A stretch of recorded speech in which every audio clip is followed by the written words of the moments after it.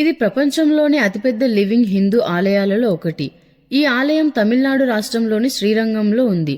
కావేరి నది మధ్యలో ఉన్న ఒక ద్వీపంలో ఈ ఆలయం నిర్మించబడింది. ప్రతి సంవత్సరం వేలాది భక్తులు ఇక్కడికి వచ్చి స్వామివారిని దర్శనం చేసుకుంటారు. విస్తీర్ణంలో ఈ ఆలయం వాటికన్ సిటీ కంటే పెద్దదిగా చెబుతారు. ఇక్కడ మొత్తం 21 గోపురాలు ఉన్నాయి. అందులో రాజగోపురం సుమారు 236 అడుగులు ఎత్తుగా ఉంటుంది. ఈ ఆలయం చాలా పురాతనమైనది మరియు వైష్ణవ సంప్రదాయానికి ముఖ్యమైన క్షేత్రం. కావేరి మరియు కొల్లిడం నదుల మధ్య ఇది నిర్మించబడింది. ఆలయం మొత్తం 156 ఎకరాల విస్తీర్ణంలోని ఉంది. ఇక్కడ 7 ప్రకారాలు ఉన్నాయి. ఇవి భక్తుడి ఆధ్యాత్మిక ప్రయాణాన్ని సూచిస్తాయి. స్వామివారు ఆదిశేషపై శయన స్థితిలో దర్శనమిస్తారు. ఇది ప్రత్యేకమైన రూపం. ఈ ఆలయం 108 దివ్య దేశాలలో ఒకటి. వైకుంఠ ఏకాదశి రోజున స్వర్గవాసాలు ప్రత్యేకంగా తెరుస్తారు.